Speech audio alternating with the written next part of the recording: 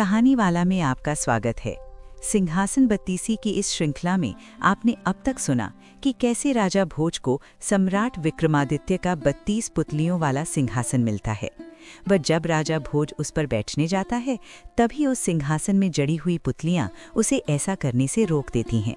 वह उसे उस सिंहासन के सम्राट महाराज विक्रमादित्य की कथा सुनाती हैं, जो जुड़ी है उसी सिंहासन से। अब आगे की कहानी। राजा भोज ने पुतली लीलावती की कथा सुनकर मन ही मन गहन विचार किया। रात भर वे चिंतन में डूबे रहे। प्रातःकाल हुआ, सूर्य की प्रथम किरणों ने आकाश को आलोकित किया। राजा स्नानादि से निवृत्त होकर पुनः सिंहासन पर बैठने के लिए सभा में आए। जैसे ही वे सिंहासन पर आरोहण करने को अग्रसर हुए, तभी अचानक छठी पुतली कामकंदला प्रकट हुई। वो मंद मंद हंसती हुई बोली, हे राजा भोज, जिस सिंहासन पर महाराज विक्रमादित्य ने अपने चरण रखे, उस पर बैठने योग्य तू कहाँ है? अरे मूढ़, अपने अहंकार को त्याग और इस आसन को रिक्त ही रहने दे, क्योंकि तुझे देखकर मेरा मन मलिन हो उठता है। इस दिव्य सिंहासन पर वही बैठ सकता है जो विक्रम जैसा पराक्रमी, धर्मनिष्ठ और उदार राजा हो। पुतली के कटु वचनों को सुनकर भी राजा भोज ने धैर्य नहीं छोड़ा। वे विनम्र होकर बोले, हे देवी, तुम अपने मुख से विस्तार पूर्वक कहो कि महाराज विक्रमादित्य ने ऐसे कौन कौन से महान कर्म किए जिनके कारण ये सिंहासन इतना गौरवशाली हुआ। यदि मैं उन गुणों को सुनूं तो शायद उनसे कुछ सीख सकूं। कामकंदला बोली, यदि तू सच्चे मन से सुनना चाहता है तो शुद्ध चित्त होकर आसन पर बैठ जा। मैं तुझे महान सम्राट विक्रमादित्य की एक अद्भुत कथा सुनाती हूँ। इतना कहकर वो कथा आरंभ करती हैं। एक दिन महाराज विक्रमादित्य अपनी राजसभा में विराजमान थे। सभा में मंत्री, विद्वान, कवि और वीर सेनानी उपस्थित थे। उसी समय एक ब्राह्मण वहां आया। उसके मुख पर आश्चर्य और गंभीरता का मिश्रित भाव था। उसने प्रणाम कर कहा, हे राजन, उत्तर दिशा में एक विशाल वन है। उस वन के मध्य एक ऊंचा पर्वत स्थित है और उस पर्वत के आगे एक रहस्यमय तालाब है। उस तालाब के बीचों बीच स्फटिक का एक अद्भुत खंभ खड़ा है, जो सूर्य के प्रकाश में ऐसा चमकता है मानो स्वयं चंद्रमा पृथ्वी पर उतर आया हो। ब्राह्मण आगे कहने लगा, हे राजन, उस सरोवर का एक और अद्भुत रहस्य है। जब सूर्य उदित होता है, उसी समय जल से वो स्फटिक का खंभ भी ऊपर उठने लगता है। जैसे जैसे सूर्य आकाश में चढ़ता है, वैसे वैसे वो खंभ भी ऊंचा होता जाता है। ठीक मध्याह्न के समय वो इतना बढ़ जाता है कि सूर्य के रथ के समीप पहुंच जाता है। उस समय मानो सूर्य का रथ भी उसी स्थान पर ठहर जाता है। कहते हैं कि उसी क्षण सूर्यदेव वहां कुछ समय विश्राम करते हैं और भोजन ग्रहण करते हैं। तत्पश्चात वे पुनः अपने रथ को आगे बढ़ाते हैं। जैसे जैसे सूर्य पश्चिम की ओर उतरता है, वैसे वैसे वो खंभ भी छोटा होता जाता है और संध्या होते होते वो पुनः जल में समा जाता है। हे नृपश्रेष्ठ, इस रहस्य को न देवता जानते हैं, न दानव, न मनुष्य। ये एक महान आश्चर्य है। ब्राह्मण की ये अद्भुत कथा सुनकर महाराज विक्रमादित्य ने उसे मन में तो धारण कर लिया, पर सभा में कुछ प्रकट न किया। उन्होंने ब्राह्मण को सम्मानपूर्वक बहुत सी स्वर्ण मुद्राएं देकर विदा किया। इसके पश्चात राजा ने एकांत में अपने 2 पराक्रमी बेतालों, अगिया बेताल व कोयला बेताल को स्मरण किया। स्मरण करते ही वे दोनों वीर तत्काल उनके समक्ष उपस्थित हो गए। उन्होंने हाथ जोड़कर कहा, हे स्वामी, आपने हमें जिस कार्य के लिए स्मरण किया है, कृपया आज्ञा दें। क्या हम स्वर्गलोक को जाएं? क्या पाताल लोक में उतरें या समुद्र पार किसी दूर देश में प्रस्थान करें? तीनों लोकों में जहां आपकी इच्छा हो, हम वहीं जाने को प्रस्तुत हैं। तब राजा विक्रमादित्य मुस्कुराकर बोले, हम एक अद्भुत कौतुक देखने स्वयं जाना चाहते हैं। वह स्थान उत्तर दिशा में है, अतः तुम हमें वहां ले चलो। ये सुनते ही वे दोनों वीर तत्पर हो उठे। कोयला बेताल ने महाराज विक्रम को अपने कंधे पर बैठा लिया और पवन की गति से उड़ते हुए वे थोड़ी ही देर में उस रहस्यमय स्थान पर जा पहुंचे। वहां पहुंचकर राजा ने उस अद्भुत सरोवर को देखा। उसके चारों ओर सुंदर पक्के घाट बने थे। जल निर्मल और शांत था, मानो दर्पण की भांति आकाश का प्रतिबिंब धारण किए हुए हो। उसमें बगुले निश्चिंत भाव से विचर रहे थे। मुर्गाबियाँ, चकोर और जल पक्षी कलरव करते हुए जल में क्रीड़ा कर रहे थे। सरोवर में खिले हुए कमल के फूलों पर भौरे मधुर गुंजार कर रहे थे। समीप वन में मोर अपने पंख फैलाकर पुकार रहे थे। कहीं कोयल की मधुर कूक सुनाई देती थी, तो कहीं विभिन्न पक्षियों का उल्लासपूर्ण कलरव वातावरण को जीवंत बना रहा था। चारों ओर पुष्पों की सुगंधित वायु बह रही थी। फल लदे वृक्षों की डालियां मंद समीर से लचक रही थीं, मानो प्रकृति स्वयं इस स्थान की शोभा बढ़ाने को सज गई हो। इस मनोहर दृश्य को देखकर राजा विक्रमादित्य अत्यंत प्रसन्न हुए। वे उस अनुपम स्थल की रमणीयता में ऐसे मग्न हो गए कि वहीं ठहरने का निश्चय किया। उस दिन उन्होंने वहीं विश्राम किया और रात्रि भी उसी सरोवर के तट पर व्यतीत की, क्योंकि वे प्रातःकाल उस फटिक खंभ के रहस्य को अपनी आंखों से देखना चाहते थे। प्रातःकाल हुआ। पूर्व दिशा में अरुणिमा फैलते ही सूर्य उदित हुआ। उसी क्षण सरोवर के मध्य से वह अद्भुत स्फटिक खंभ भी धीरे धीरे ऊपर उठने लगा। राजा विक्रमादित्य ने अपनी आंखों से वह दृश्य देखा जिसका वर्णन ब्राह्मण ने किया था। ये देखकर महाराज विक्रम वीरों से बोले, मेरे मन में एक विचार उत्पन्न हुआ है। तुम मुझे इस खंभ पर ले जाकर बैठा दो। मैं भगवान का ध्यान करता हुआ इस रहस्य का प्रत्यक्ष अनुभव करना चाहता हूँ। तुम दोनों अपना कर्तव्य पूर्ण कर अपने स्थान को लौट जाओ। राजा की आज्ञा पाकर वे दोनों वीर उन्हें खंभ पर ले गए और सावधानी से वहां बैठा दिया। फिर प्रणाम कर वे अदृश्य हो अपने अपने लोक को चले गए। जैसे जैसे सूर्य आकाश में ऊपर चढ़ने लगा, वैसे वैसे वो स्फटिक खंभ भी ऊंचा होता गया। खंभ के साथ राजा भी ऊपर उठते गए। प्रारंभ में तो वे स्थिर चित्त होकर भगवान का स्मरण करते रहे, परंतु जैसे जैसे वे सूर्य के समीप पहुंचने लगे, वैसे वैसे प्रचंड ताप बढ़ता गया। सूर्य की अग्नि समान किरणें उनके शरीर को दग्ध करने लगीं। गर्मी इतनी तीव्र हुई कि उनका शरीर जलने लगा। फिर भी वे अटल मन से ध्यान में स्थित रहे। अंततः जब खंभ सूर्य के रथ के समीप जा पहुंचा, तब उस भीषण ताप से उनका शरीर पूर्णतः जलकर अंगार समान हो गया। उसी समय सूर्यदेव का रथ वहां आ पहुंचा। रथ के सारथी ने जब उस खंभ पर जला हुआ शरीर देखा, तो आश्चर्य से उसने तुरंत घोड़ों की लगाम खींचकर रथ रोक दिया। सूर्यदेव ने स्वयं मुड़कर देखा तो पाया कि स्फटिक खंभ पर एक मनुष्य का जला हुआ शरीर स्थित है। ये अद्भुत दृश्य देखकर वे चकित हो उठे कि ऐसा साहसी मनुष्य कौन है जो सूर्यलोक तक पहुंचने का साहस कर सका। सूर्यदेव उस दृश्य को देखकर चकित होकर बोले, त्राही त्राही, ये साहस किसी साधारण मनुष्य का नहीं हो सकता। ये अवश्य कोई महान योगी, तपस्वी या देव पुरुष होगा। ऐसे पुरुष के रहते मैं यहाँ कैसे विश्राम करूं और भोजन ग्रहण करूं? ये कहकर सूर्यदेव ने अपने पात्र से अमृत लिया और उस जले हुए शरीर पर छिड़क दिया। अमृत की बूंदें पड़ते ही वो शरीर पुनः सजीव हो उठा। राजा विक्रमादित्य ने चेतना पाते ही राम राम कहकर नेत्र खोले। सामने स्वयं सूर्यदेव को देखकर वे तुरंत दंडवत भूमि पर गिर पड़े और हाथ जोड़कर विनम्र स्वर में बोले, धन्य है मेरा भाग्य, धन्य है मेरा कुल, जो आज आपके दिव्य दर्शन प्राप्त हुए। अवश्य ही पूर्व जन्मों में मैंने यज्ञ, दान और पुण्य किए होंगे, जिनके फलस्वरूप आज आपके चरणों का दर्शन मिला। मनुष्य की इच्छा तो बहुत होती है, परंतु जिन पर आपकी कृपा होती है, उन्हीं को ऐसे दुर्लभ दर्शन प्राप्त होते हैं। राजा के विनीत वचनों को सुनकर सूर्यदेव प्रसन्न हुए और बोले, वीर पुरुष, तू कौन है? तेरा नाम क्या है? तुझे देखकर मेरे हृदय में करुणा और स्नेह दोनों उत्पन्न हो रहे हैं। शीघ्र अपना परिचय दे। राजा ने विनम्रता से उत्तर दिया, हे प्रभु, उज्जैनी नगरी में गंधर्वसेन नाम के जो राजा थे, मैं उन्हीं का पुत्र हूँ। मेरा नाम विक्रम है। मैंने एक ब्राह्मण के मुख से आपकी महिमा सुनी थी, तभी से आपके दर्शन की तीव्र इच्छा मेरे मन में थी। आपकी कृपा से आज वो अभिलाषा पूर्ण हुई। अब यदि आज्ञा हो तो मैं विदा लूं। राजा की सत्यनिष्ठा और साहस से प्रसन्न होकर सूर्यदेव मुस्कुराए।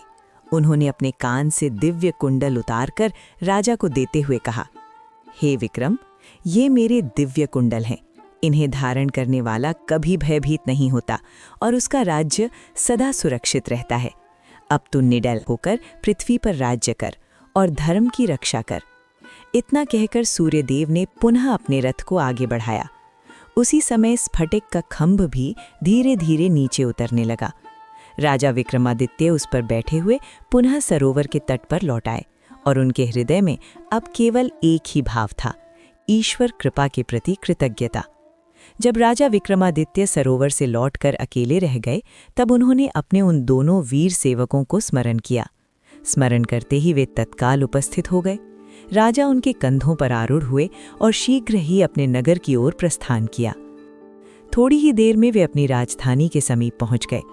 जब वे नगर में प्रवेश करने लगे, तभी सामने से एक गोसाई आता हुआ दिखाई दिया। वो तेजस्वी तो था, पर उसके नेत्रों में एक प्रकार की परीक्षा लेने की जिज्ञासा भी झलक रही थी।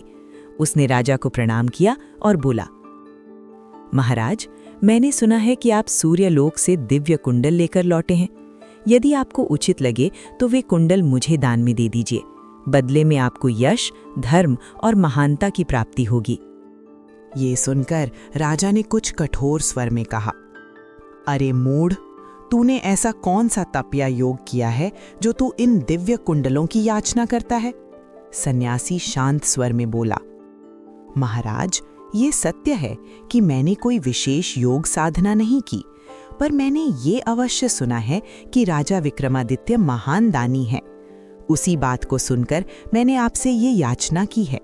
सन्यासी के ये वचन सुनकर राजा विक्रमादित्य मुस्कुरा उठे। उन्होंने तनिक भी विलंब न किया। तुरंत अपने कानों से वे दिव्य कुंडल उतारे और उसके हाथों में रख दिए। फिर सहज भाव से बोले, दान देकर ही यश और धर्म की रक्षा होती है। यदि किसी याचक की अभिलाषा पूर्ण हो सके तो वस्तु का मूल्य नहीं देखा जाता। इतना कहकर राजा अपने महल की ओर चल पड़े और सन्यासी आश्चर्यचकित भाव से उन्हें देखता रह गया। कामकंदला ने ये कथा समाप्त की और राजा विक्रम की दानशीलता का स्मरण करते हुए प्रसन्न स्वर में बोली, हे राजा भोज, यदि तुम में इतनी ही शक्ति, त्याग और धर्मनिष्ठा है तो आओ इस सिंहासन पर बैठो। पर यदि तुम्हारे हृदय में अभी भी संदेह, मोह या अहंकार है तो इस दिव्य आसन का स्पर्श भी मत करो। ये सुनकर राजा भोज का मन मलिन हो उठा। वे कुछ कह ना सके और मौन होकर अपने महल को लौट गए। रात भर वे उसी विचार में डूबे रहे। कभी अपने को योग्य समझते, कभी स्वयं पर ही संदेह करते। दूसरे दिन प्रातःकाल वे पुनः सभा में आए। इस बार उनके मन में दृढ़ता भी थी और थोड़ा क्रोध भी। वे मन ही मन कहने लगे, अब चाहे जो हो, आज मैं सिंहासन पर अवश्य बैठूंगा। बार बार पुतलियों के वचनों से मैं पीछे नहीं हटूंगा। सभा में पहुंचकर उन्होंने अपने पुरोहित वर रुचि से कहा, आचार्य, इस बार मैं पुतलियों के रोकने से नहीं रुकूंगा। आज मैं इस सिंहासन पर अवश्य बैठूंगा, चाहे जो हो जाए। इतना कहकर राजा भोज ने दृढ़ निश्चय से अपना चरण उठाया और सिंहासन पर रखने को ही थे कि उसी क्षण 7वीं पुतली कामोदी प्रकट हो गई। कामोदी पुतली प्रकट होकर अचानक सीधे राजा भोज के चरणों के समीप आ गिरी। ये देखकर राजा चौंक उठे। वे दुखित होकर तुरंत अपना पांव पीछे खींचते हुए बोले, हे पुतली, तो मेरे चरणों के नीचे क्यों आ गिरी? इसका क्या कारण है? तब कामोदी ने गंभीर स्वर में कहा, राजा, हम अबलाएं हैं, पर धर्म की मर्यादा जानती हैं। तेरा जन्म कलयुग में हुआ है और हमारे लिए ये उचित नहीं कि हम एक स्वामी को छोड़कर दूसरे की सेवा स्वीकार करें। हमने अपने प्रथम स्वामी महाराज विक्रमादित्य के अतिरिक्त कभी किसी अन्य पुरुष की ओर दृष्टि उठाकर भी नहीं देखा। इतना कहकर वो आगे बोली, पहले मैं अपना इतिहास सुनाती हूँ। हमें स्वयं विश्वकर्मा ने बनाया था। कुछ समय तक हम राजा बाहुबल के पास रहीं। बाद में उन्होंने हमें महाराज विक्रमादित्य को अर्पित कर दिया। विक्रमादित्य हमें अपने साथ उज्जैनी ले आए और तभी से हम उनके सिंहासन की शोभा बनी रहीं। पर जब से वो इस संसार से विदा हुए, तब से हमें कभी सुख नहीं मिला, क्योंकि इस सिंहासन पर वही बैठ सकता है जो उनके समान पराक्रमी, दानी, धर्मनिष्ठ और न्यायप्रिय हो। जो पुरुष विक्रमादित्य के तुल्य ना हो, उसके बैठने से ये सिंहासन भी शोभा नहीं देता। यह सुनकर राजा भोज कुछ गंभीर हुए और बोले, यदि विक्रमादित्य में इतने ही महान गुण थे तो तू मुझे विस्तार से बता। उनमें ऐसा कौन सा विशेष गुण था जो उन्हें अन्य राजाओं से श्रेष्ठ बनाता था? कामोदी बोली, राजा, सुन, मैं तुझे विक्रम की एक अद्भुत कथा सुनाती हूँ, जिससे तू उनके स्वभाव और महानता को भली भांति समझ सके। एक दिन महाराज विक्रमादित्य अपने महल में विश्राम कर रहे थे। उस समय समस्त नगर शांत था, न बाजार की चहल पहल, न लोगों की आवाज। रात गहरी हो चली थी और सब ओर सन्नाटा छाया हुआ था। अर्धरात्रि के समय जब राजा निद्रा में थे, तभी अचानक उत्तर दिशा की ओर से एक करुण पुकार सुनाई दी। ऐसा प्रतीत हुआ मानो नदी के उस पार कोई स्त्री विलाप कर रही हो। वो स्वर इतना व्याकुल और पीड़ा भरा था कि राजा की नींद टूट गई। राजा ने ध्यान से सुना और उनके मन में चिंता उत्पन्न हुई।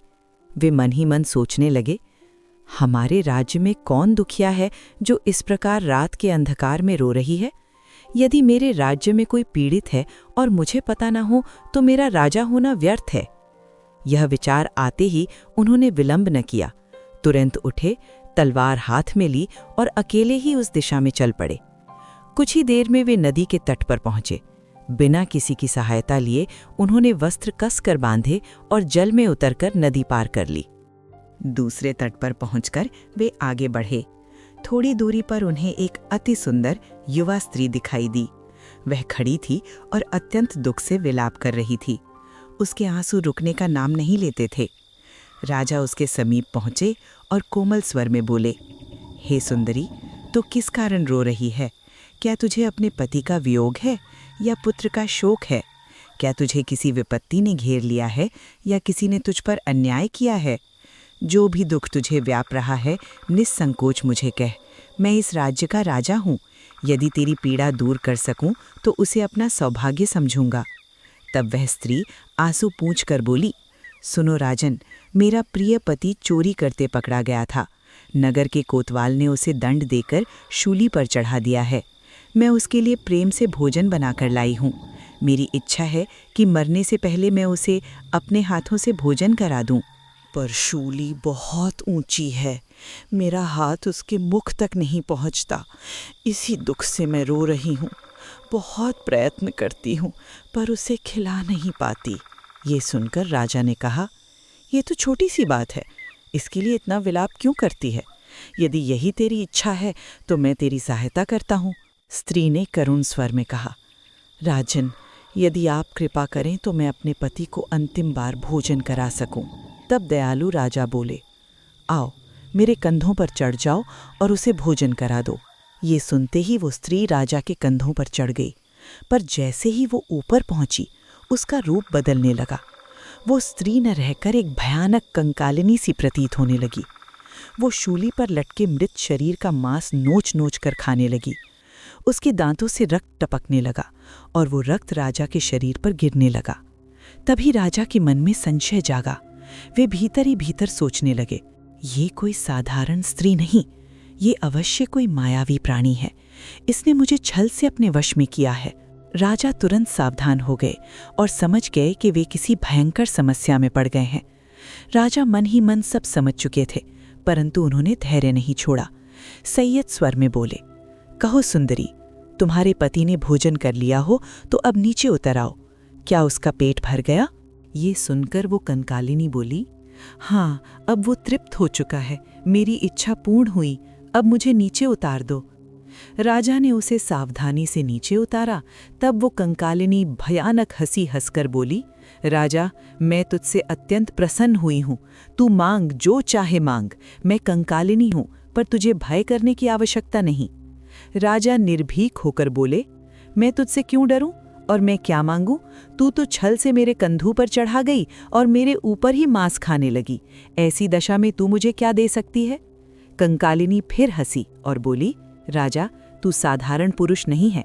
मैंने अनेक लोगों को छल से वश में किया, पर वे भय से कांप उठते थे। तू न डरा, न भागा, न क्रोधित हुआ। इसीलिए मैं तुझ पर प्रसन्न हूँ। जो मांगोगे वो दूंगी। अब राजा समझ गए कि ये कोई दैवी शक्ति है जो उनकी परीक्षा ले रही हैं। कंकालिनी फिर बोली, राजा, तू इस बात में मत पड़ कि मैंने क्या किया और क्या नहीं किया। जो तेरे मन में इच्छा हो वही मांग ले। राजा ने कुछ विचार कर उत्तर दिया, यदि तू मुझ पर प्रसन्न है तो मुझे अन्नपूर्णा प्रदान कर दे और उसके बदले जगत में यश ले ले। ये सुनकर कंकालिनी बोली, अन्नपूर्णा मेरी छोटी बहन है, वो मेरे वश में है। चल, मैं तुझे उसके पास ले चलती हूँ, वही तुझे वो वरदान देगी। इतना कहकर वो आगे आगे चलने लगी और राजा उसके पीछे पीछे चल पड़े। चलते चलते वे नदी के किनारे पहुंचे। वहां एक प्राचीन मंदिर खड़ा था जो वन के बीच शांत और रहस्यमय प्रतीत होता था। मंदिर के द्वार पर पहुंचकर कंकालिनी ने जोर से आवाज दी, अन्नपूर्णा, द्वार खोलो। अंदर से स्वर आया, ये कौन है जो रात में मुझे पुकार रहा है? कंकालिनी बोली, बहन, ये उज्जैनी के महाराज विक्रमादित्य हैं। इन्होंने मेरी सेवा की है, मेरी इच्छा पूरी की है। मैंने इन्हें वचन दिया है, यदि मेरे प्रति तेरे हृदय में स्नेह है तो इन्हें अन्नपूर्णा प्रदान कर। मंदिर के भीतर कुछ क्षण मौन छाया रहा, मानो कोई दैवी विचार चल रहा हो। तब भीतर से हंसी की मधुर ध्वनि सुनाई दी और अन्नपूर्णा ने राजा को एक छोटी सी थैली प्रदान की। उसने कहा, राजा, ये साधारण थैली नहीं है। इसमें से तुम जितनी भी खाने की वस्तु मांगोगे वही तुरंत प्राप्त होगी। ये कभी खाली नहीं होगी। राजा ने आदरपूर्वक दोनों हाथ फैलाकर वो थैली ग्रहण की। वे अत्यंत प्रसन्न हुए और वहां से विदा लेकर नदी के किनारे आए, स्नान किया, ध्यान किया और मन में निश्चिंत होकर बैठ गए, क्योंकि अब उन्हें विश्वास था कि ये वरदान केवल उनके लिए नहीं बल्कि प्रजा के कल्याण के लिए मिला है। उसी समय वहां एक ब्राह्मण आ पहुंचा। वो थका हुआ और भूखा प्रतीत होता था। राजा ने उसे पास बुलाया और स्नेह से पूछा, ब्राह्मण देव, क्या आप कुछ भोजन करेंगे? ब्राह्मण बोला, हाँ महाराज, मुझे बहुत भूख लगी है। यदि आप कुछ देंगे तो अवश्य खाऊंगा। राजा ने पूछा, कहो, क्या खाओगे? इस समय किस वस्तु की इच्छा है? ब्राह्मण बोला, यदि इस समय मिल जाए तो मैं पकवान ही खाना चाहूंगा। ये सुनकर राजा के मन में क्षण भर विचार आया कि यदि इस थैली से पकवान न निकले तो मैं ब्राह्मण के सामने झूठा सिद्ध हो जाऊंगा। पर उन्होंने साहस करके थैली में हाथ डाला। जैसे ही उन्होंने हाथ बाहर निकाला, देखा कि विविध प्रकार के सुगंधित पकवान ही पकवान निकले, मानो स्वयं देवताओं का भोग हो। राजा ये देखकर प्रसन्न हुए और ब्राह्मण को प्रेम पूर्वक भोजन कराने लगे। ब्राह्मण ने तृप्त होकर भोजन किया, हाथ धोकर संतोष से बोला, महाराज, भोजन तो मैंने कर लिया, अब इसकी दक्षिणा भी दीजिए। राजा विक्रमादित्य मुस्कुराकर बोले, ब्राह्मण देव, आप जो दक्षिणा मांगेंगे वही आपको दी जाएगी। ब्राह्मण ने तुरंत कहा, यदि आप प्रसन्न हो तो यही थैली मुझे दक्षिणा में दे दीजिए, जिससे मैं आनंदपूर्वक अपने घर जाऊं। राजा ने क्षण भर भी विचार नहीं किया। उन्होंने वह दिव्य थैली उसी समय ब्राह्मण के हाथ में रख दी। ब्राह्मण प्रसन्न होकर चला गया और राजा शांत भाव से अपने महल को लौट आए, मानो उन्होंने कोई विशेष वस्तु दी ही ना हो। इतनी कथा सुनाकर पुतली राजा भोज से बोली, हे भोज, सोचो, उस राजा ने कितने परिश्रम और साहस से वो दिव्य थैली प्राप्त की थी, पर एक ब्राह्मण के मांगते ही बिना क्षण भर सोचे उसे दान कर दिया। ऐसा साहसी, धर्मात्मा और दानी यदि तू है तो इस सिंहासन पर बैठ, अन्यथा इस दिव्य आसन पर बैठना तेरे लिए पाप होगा। ये सुनकर राजा भोज मौन रह गए। उसी क्षण उनका बैठने का मुहूर्त टल गया और वे पुनः अपने महल लौट गए। परंतु दूसरे दिन वे फिर दृढ़ निश्चय करके सभा में आए और सिंहासन पर बैठने को आगे बढ़े। जैसे ही वे चरण उठाने लगे, उसी समय अगली पुतली पुष्पावती प्रकट हुई। उसने राजा भोज से आखिर क्या कहा, वो वृतांत हम आपको सुनाएंगे इस श्रृंखला के अगले भाग में। पर दोस्तों, आप जाने से पहले हमारे चैनल कहानी वाला को सब्सक्राइब अवश्य करें। साथ ही अगर ये कहानी आपको पसंद आई हो तो लाइक करें व हमें कमेंट करके बताएं कि आपको ये कहानी कैसी लगी। धन्यवाद।